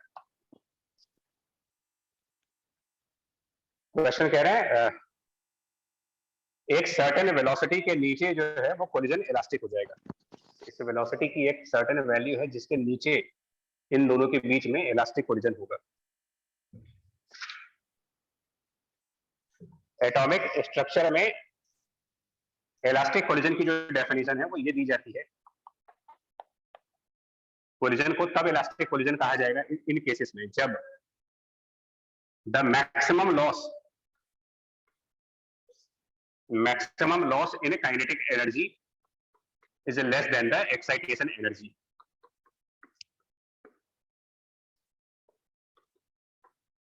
इसकी एक simple definition, the maximum possible loss of a kinetic energy as per the mechanics is less than the minimum excitation energy. तो ये इलास्टिक कोलिजन है, और अगर ये इक्वल या उससे ज्यादा है तो फिर ये इनइलास्टिक कोलिजन बोलते हैं इसको। यहाँ इलास्टिक और इनइलास्टिक की डेफिनेशन मैकेनिक्स के हिसाब से नहीं है, मैकेनिक्स में इलास्टिक और इनइलास्टिक डिफॉर्मेशन के हिसाब से दिया जाता है, कितना डिफॉर्म हो रहा वो। Maximum loss in kinetic energy is either equals to or more than minimum excitation energy।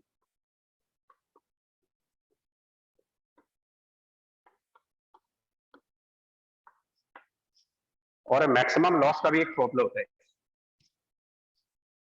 दो ऑब्जेक्ट्स के कोलिजन में, हेड ऑन कोलिजन में, दो ऑब्जेक्ट्स के हेड ऑन कोलिजन में मैक्सिमम लॉस काइनेटिक एनर्जी का जो हो सकता है इनइलास्टिक, वो होता है हाफ उनका रिड्यूस मास। ये इसके लिए मैकेनिक्स देखना होगा तुम्हें, half into reduce mass into उनकी रिलेटिव वेलोसिटी का स्क्वायर। ये मैकेनिक्स के कोलिजन वाले चैप्टर में मिल जाएगा आपको। Maximum loss during collision of two objects, two particles. तो यहाँ पर क्योंकि दोनों आइडेंटिकल मासेस हैं तो रिड्यूस मास जब कैलकुलेट करेंगे, जिसको m मानते हैं इसको भी m मानेंगे, तो रिड्यूस मास हो जाएगा m/2। मैक्सिमम लॉस की value half reduce mass m/2, और एक रेस्ट पे है, एक चल रहा है, इसका मतलब रिलेटिव वेलोसिटी v²। जब तक ये लेस होगा मिनिमम एक्साइटेशन एनर्जी होगी n=1 स्टेट से n=2 स्टेट की। मिनिमम एक्साइटेशन एनर्जी में दो बातें हैं, मिनिमम के लिए इनमें से कोई एक एटम एक्साइट, और उसको भी 1 से 2 तक ही एक्साइट करे, ये सबसे मिनिमम एक्साइटेशन हो सकता है। बाकी के जो पॉसिबल एक्साइटेशंस हैं, हो सकता है कि दोनों एटम्स एक्साइट कर जाएं,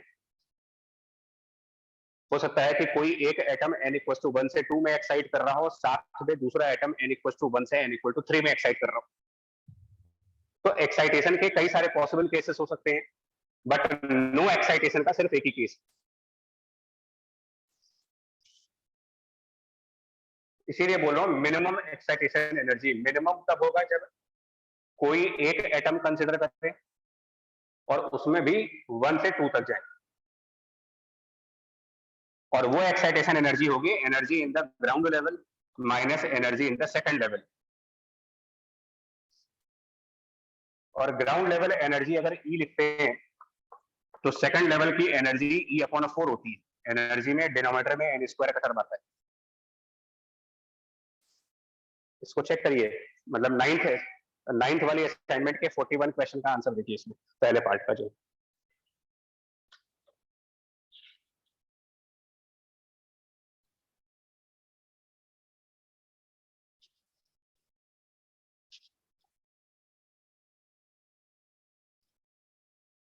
यस सर। इनको बोला जाता है कंसेप्ट वाइज रिवीजन। मतलब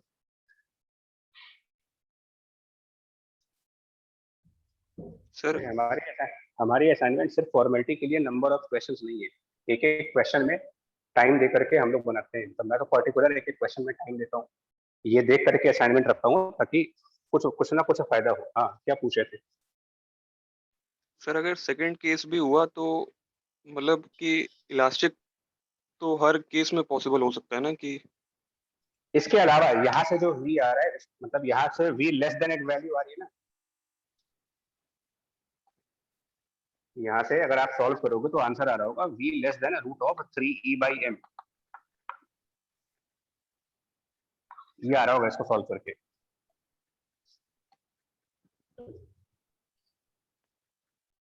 ठीक है, इसके अलावा यानी कि अगर v इसके बराबर है या इससे ज्यादा है तब कोलिजन हो सकता है इलास्टिक हो जाए, उसकी भी कोई गारंटी नहीं है। इसीलिए इस क्वेश्चन में नीचे क्या पूछा गया है, बी पार्ट में ध्यान से पढ़िए। मस्ट बी लिखा है लास्ट। मस्ट बी इलास्टिक तो इसमें होगा। एक्चुअली मैकेनिक्स में इलास्टिक कोलिजन कहा जाता है जब सिस्टम की काइनेटिक एनर्जी कंजर्व हो, उसको मैकेनिक्स में इलास्टिक कोलिजन बोला हमने।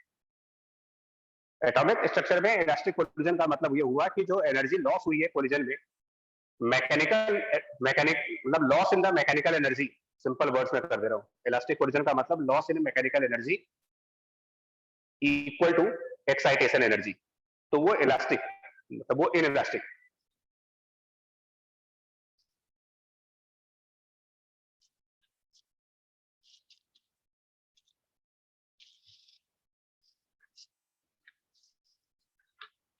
मैं 1 minute,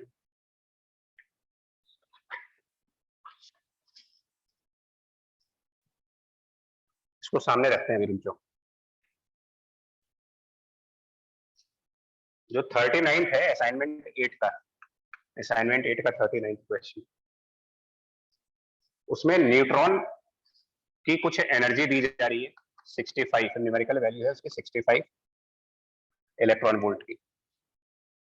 collides inelastically with a singly ionised helium atom, He+ के साथ कोलाइड हुआ वो, और वो रेस्ट पे है।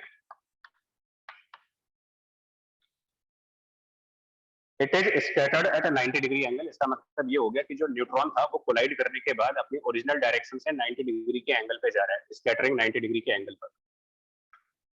सो न्यूट्रॉन जिस डायरेक्शन से आया था उस डायरेक्शन से 90 डिग्री की डायरेक्शन पे चला गया।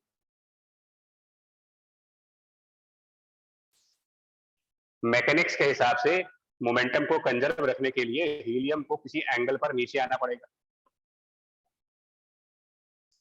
क्योंकि ये कोलिजन इन 2 डायमेंशन का एग्जांपल हुआ जिसमें कोलिजन मोमेंटम x और y डायमेंशन दोनों में कंजर्व होना चाहिए। तो मान लेते हैं यहाँ पर इसकी VH है और ये VN,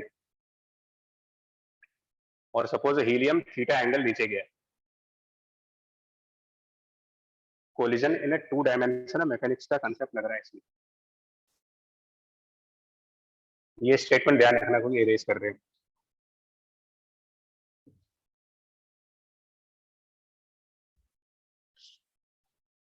फर्स्ट इक्वेशन बना सकते हैं, अगर न्यूट्रॉन की वेलोसिटी यहाँ पर v0 मान ले, बाद में उसको रख देंगे। तो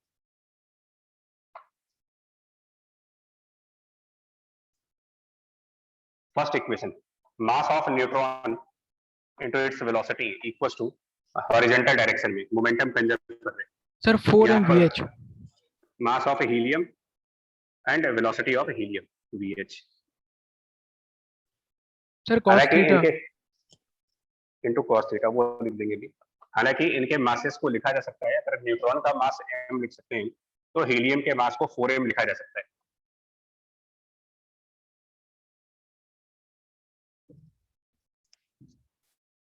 समझ आ रहा है 4 कैसे लिख रहे हैं? अगर न्यूट्रॉन को m लिख सकते हैं तो हीलियम को लगभग 4m मास मान सकते हैं। सर वो क्वेश्चन में वैसे गिवन भी था। गिवन भी है नहीं, हाँ अप्रोक्सीमेट। तो ये m ये 4m, यानी यहाँ से V0/4 is VH cos theta. y direction में यहाँ पर कोई मोमेंटम नहीं था, तो y डायरेक्शन में यहाँ भी मोमेंटम कैंसिल होना चाहिए। तो न्यूट्रॉन का y डायरेक्शन की तरफ मोमेंटम यानी कि m इंटू Vn, और हीलियम के y डायरेक्शन का momentum 4m VH sin theta. तो m और m यहाँ से भी कैंसिल किए जा सकते हैं।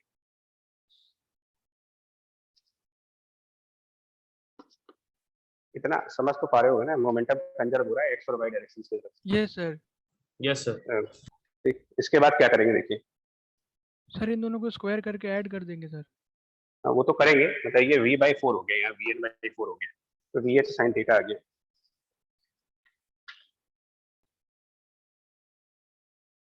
सर फिर अब इन दोनों की एनर्जी का डिफरेंस सुनिए ले तो, लेंगे सर। काइनेटिक एनर्जी सुनिए, काइनेटिक एनर्जी कोलिजन के बाद कितनी है? कोलिजन के बाद, कोलिजन से पहले, सॉरी, कोलिजन से पहले वाली एनर्जी कितनी है? कोलिजन से पहले वाली एनर्जी ई नॉट है माइनस कोलिजन के बाद वाली एनर्जी। कोलिजन के बाद में न्यूट्रॉन की एनर्जी है half mass of neutron into v n square, और इसकी भी एनर्जी माइनस हाफ 4m और VH का स्क्वायर। VH का स्क्वायर हम यहां से ला सकते हैं, VH स्क्वायर यहां से ला सकते हैं, वो आ जाएगा V not square by 16 plus V।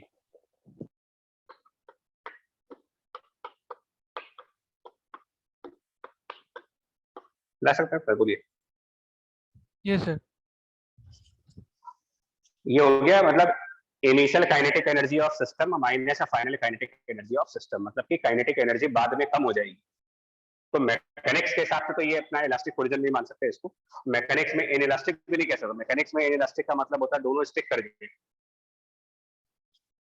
Actually यहाँ इनइलास्टिक वर्ड जो यूज किया गया कोलिजन में कि ये कोलिजन इनइलास्टिक, तो ये मतलब हुआ नहीं वो नहीं, फिर से गड़बड़ कर दूंगा अभी। सर यहाँ पे सर समझाया n इक्वल टू 1 से n इक्वल टू 2 जाने पे जो ये एनर्जी जो होगी, इन, सुनिए एक minute, in elastic collision atomic level पर जब बोला जाए न्यूमेरिकल्स के अंदर, तो उसका मतलब ये होता है कि इनिशियल काइनेटिक एनर्जी और फाइनल काइनेटिक एनर्जी का जो डिफरेंस है ये एक्साइटेशन एनर्जी के बराबर है।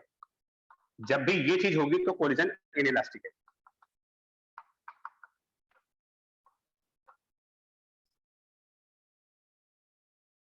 Inelastic collision is when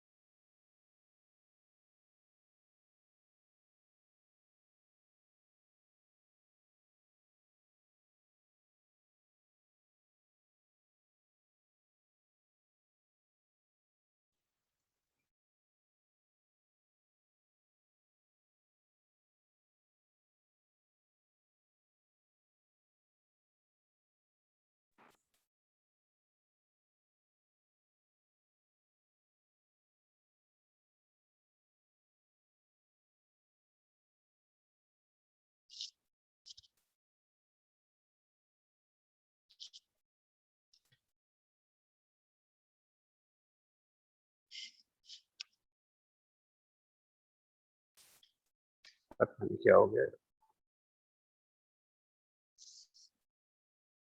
आया नहीं कुछ यार तुम लोग? आ रहा है सर, वीडियो भी आ रही है, ऑडियो भी आ रही है। आ रही है ना? क्या करेंगे इसमें बताओ जरा एक मिनट।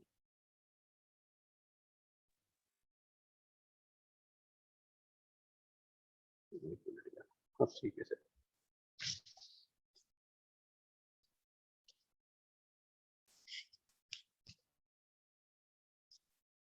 भाई बोलो यार, पता नहीं कहाँ जा रहा है आवाज, दूर सुन रहा है। आ रही सर। आगे बताओ। इनइलास्टिक का वर्ड सुनना, इनइलास्टिक वर्ड से कंफ्यूज मत करिएगा। इनइलास्टिक वर्ड का मतलब हुआ loss in kinetic energy is equal to the possible excitation energies. Possible कई सारे हो सकते हैं, तो ये लॉस मैक्सिमम सर हो ये वाला कि सर मिनिमम करवा सकते हैं सर, n से यहाँ पर इक्वल मैक्सिमम नहीं, 1। क्योंकि ये हेड ऑन, सुनिए तो ये हेड ऑन कोलिजन तो है नहीं। तो यहाँ पर loss of kinetic energy subject to the condition that momentum is conserved. Momentum जब कंजर्व किया उसके बाद जो लॉस ऑफ काइनेटिक एनर्जी आया, यहाँ मिनिमम या मैक्सिमम की बात नहीं कर पाया गया, क्योंकि आपको न्यूट्रॉन का एक स्पेसिफिक डायरेक्शन दिया जा रहा है 90 डिग्री के एंगल पर। तो ये कैसे प्रूफ किया जाएगा कि 90 डिग्री के स्कैटरिंग पर मैक्सिमम लॉस होगी? इसका कोई प्रूफ तो है नहीं। भाई हेड ऑन कोलिजन में हमको पता है मैक्सिमम लॉस कैसे निकाला जा सकता है, लेकिन जो कि कोलिजन हेड ऑन है ही नहीं, और एक जो स्ट्राइकिंग पार्टिकल है वो एक डेफिनेट डायरेक्शन में जा रहा है, वो डायरेक्शन भी आपको न्यूमेरिकल में दी गई 90 डिग्री। अगर यही 60 डिग्री दिया होता, 70 डिग्री दिया होता, तो आंसर्स बदल रहे होते। तो यहाँ पर हम मैक्सिमम लॉस थोड़ी करेंगे, यहाँ तो जो एक्चुअल लॉस आ रहा है as per the statement of the problem. Assignment 9 के 41 क्वेश्चन में उन्होंने पूछा कुछ और था, उन्होंने पूछा था कि मस्ट बी इलास्टिक की कंडीशन बताइए। मस्ट बी इलास्टिक कोलिजन कब बोलोगे आप? जब सबसे बड़ा लॉस काइनेटिक एनर्जी का अगर वो एक्साइटेशन को नहीं मैच कर पा रहा है तो collision must be elastic. Yes language का गेम है पूरा ही। चलिए, खैर इसके अंदर ये जो यहां पर टर्म देख रहे हो ना, ये V नॉट वाला है, इसको भी अगर आप चाहोगे तो ये बेसिकली E नॉट के फॉर्म में लिखा जा सकता है, क्योंकि ये जो E नॉट है ये half m V not square ही है। तो अगर इसको हम पूरा सिंप्लीफाई करेंगे तो ये जो टर्म्स आएंगे आपके लिए, देखो कितना आएगा। E नॉट यहां पर 4, I think 3 E not by 4 और 4 इधर भी माइनस ऑफ और माइनस 8 5/8 शायद, पता नहीं।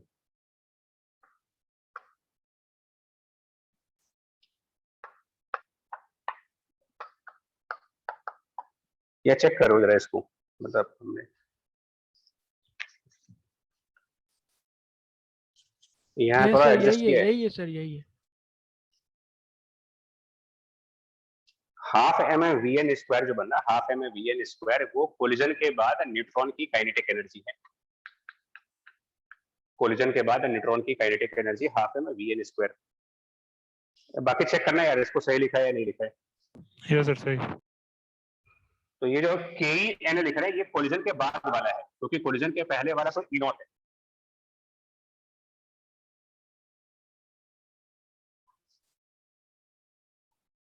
और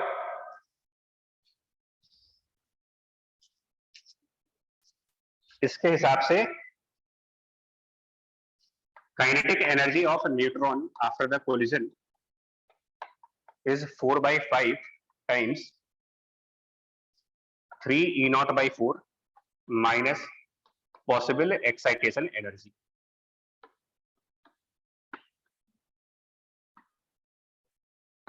कोई गलती हो रही है तो आप लोग एडजस्ट कर लेना, क्योंकि बहुत जल्दी जल्दी के चक्कर में लिख रहा हूं। हालांकि पेपर, अगर मैं पेपर दे रहा होता तो चेक जरूर करता है इसको।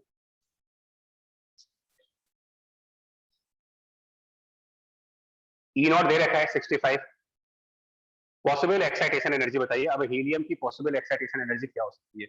मिनिमम एक्साइटेशन एनर्जी हीलियम की बताओ।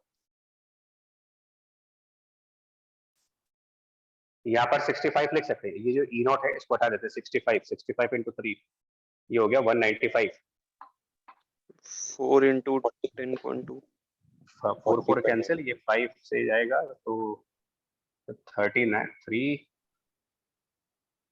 और 4 5 9 minus 4/5 into delta E excitation होता है। और एक्साइटेशन एनर्जी हीलियम की जो मिनिमम हो सकती है वो 1 से 2 वाली हो सकती है। 1 से 2 वाले में वो 40.8 40.8। तो 40.8 जब रखेंगे यहाँ पर तो 40.8 के हिसाब से न्यूट्रॉन की एक पॉसिबल वैल्यू आएगी। इस क्वेश्चन में पूछा यही है, find the allowed values of energy of neutron and that of atom after the collision. मतलब इसकी कौन कौन सी वैल्यूज अलाउ की जा सकती है।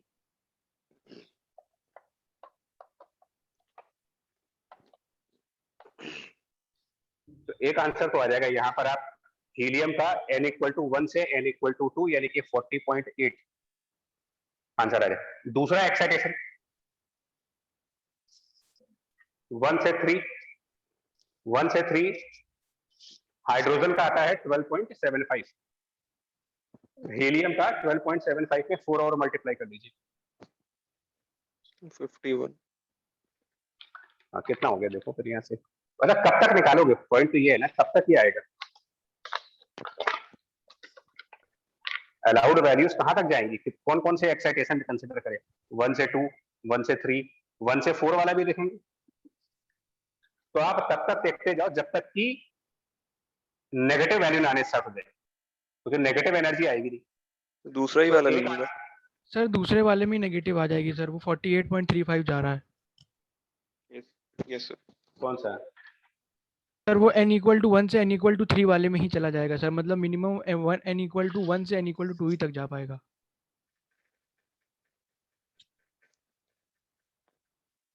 सर 2 से 3 नहीं 2 से 3 थोड़ी होगा, ग्राउंड स्टेट में था ना अच्छा वो। एक्साइटेशन तो आपको 1 से ही स्टार्ट करना पड़ेगा।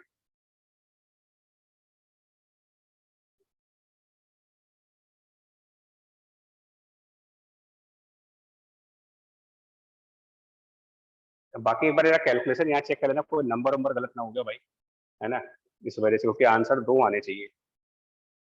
आप एक बार स्टार्टिंग से चेक कर लेना, क्योंकि कहीं हो सकता है यहाँ कोई नंबर गलत हो गया हो। या तो इसको सिंप्लीफाई करने में कोई गलती हुई होगी, मतलब कहीं ना कहीं कोई मिस्टेक हुई होगी, जो जिस वजह से ये आंसर मैच नहीं कर रहा है। 2 आंसर आ रहे, पहला वाला आंसर मैच कर रहा है कि नहीं, उसको देखो पहले। जो आंसर है, एक आंसर आपका 6.36 है, वो आ रहा है या नहीं आ रहा है, मतलब सर दूसरा वाला भी आ रहा है सर। सर वो 12.08 होता है हाइड्रोजन वाला, जो 1 से 3 होता है। ये सर दूसरा वाला आ रहा है सर। अच्छा 1 पॉइंट,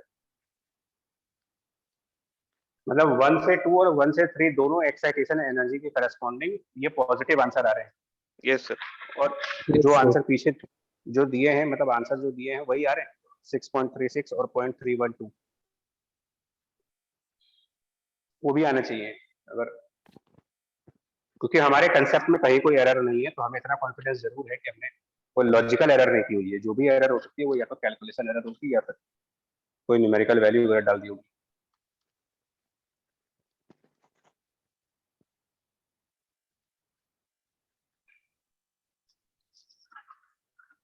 अब ये तो न्यूट्रॉन का आया, न्यूट्रॉन की एनर्जी यहां से आ जाएगी।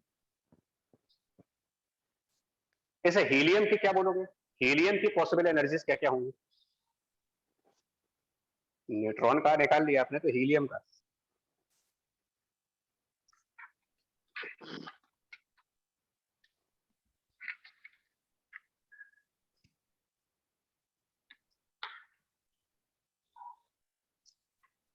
तो यार plus equation 65 minus kinetic energy of neutron, वही हो जाएगा उसका टोटल एनर्जी हीलियम का। काइनेटिक एनर्जी हीलियम की कोलिजन के बाद ये कैसे निकलेगी? देखिए, सबसे पहले आपके पास 65 एनर्जी थी, 65 में से कुछ एनर्जी न्यूट्रॉन ले गया, मतलब kinetic energy of neutron after valley. कुछ एनर्जी एक्साइटेशन में चली गई, जो बचा वही तो जाएगा हीलियम के पास। Yes sir. तो और ये हम लोगों ने कैलकुलेट कर रखा है, इसी को हम लोगों ने यहाँ पर सॉल्व किया है। तो ये 65 माइनस न्यूट्रॉन की energy 39 minus 4/5 into excitation energy minus excitation energy.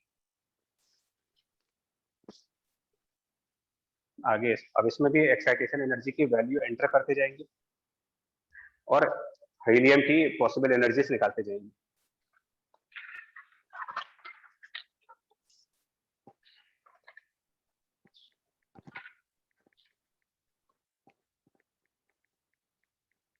और सेकंड पार्ट आसान है। सेकंड पार्ट में कहा गया है कि if the atom gets de excited, तो आपको ये पता चल चुका है कि एक्साइटेशन कहाँ जा रहा है। एक्साइटेशन 1 से 2 और 1 से 3, तो जब डी एक्साइटेशन होंगे कितनी वेवलेंथ आएंगे डी एक्साइटेशन में?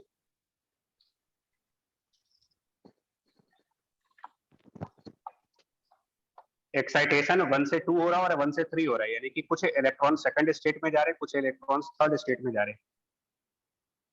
तो नंबर ऑफ डी एक्साइटेशंस वापस आएंगे। तो डी एक्साइटेशंस 3 से 1 हो सकता है, 3 से 2 हो सकता है और 2 से 1। ये पॉसिबल डी एक्साइटेशन है। एक्साइटेशन 2 होंगे, एक डी एक्साइटेशन 3 हो जाएंगे, एक डी एक्साइटेशन 3 से 2 भी हो सकता है। तो 3 फ्रीक्वेंसीज बाहर आएंगी डी एक्साइट करते वक्त, वो 3 आंसर्स पीछे दिए जाएंगे। अब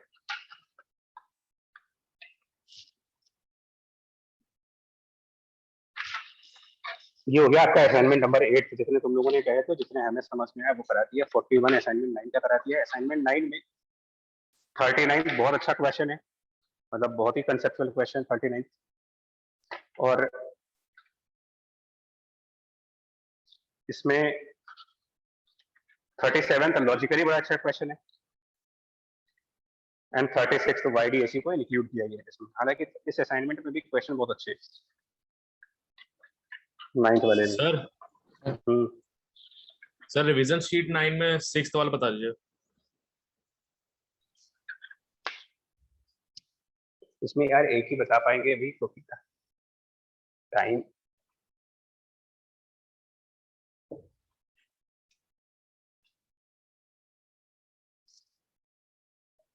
सर 6th वाले में पॉजिटिव आ रहा था।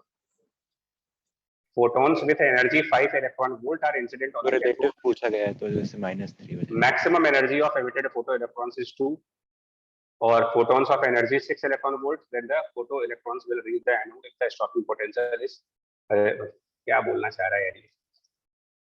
Photons with the energy 5 are incident on a cathode and maximum energy 2. इसके थ्रू वर्क फंक्शन आ जाएगा।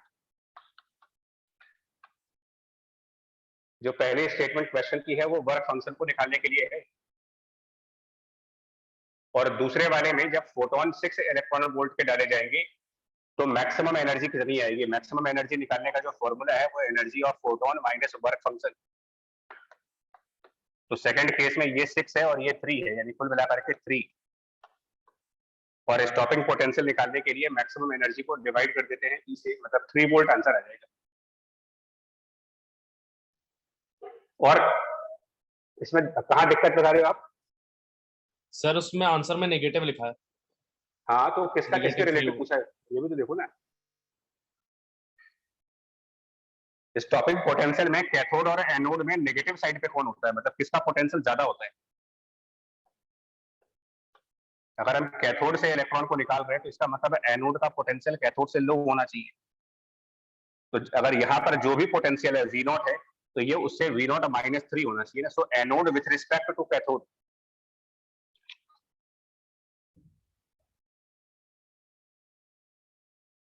-3 आंसर आना चाहिए इसका। यस यस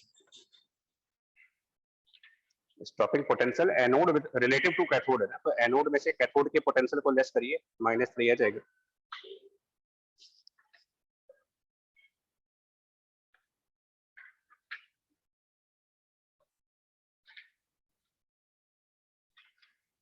करो इसको, बाकी इसका ट्राई करना मैंने बता दिया। आखिरी क्वेश्चन थोड़ा सा लॉजिकल है, बाकी स्टार्टिंग वाले भी ठीक है, मतलब मेंस में भी हेल्प करेंगे। हाँ तो स्टार्टिंग क्वेश्चंस पैकेज नहीं बेसिक से हैं, मतलब मिक्स है क्वेश्चन, कुछ थोड़े से बेसिक लेवल के भी हैं, कुछ एडवांस लेवल।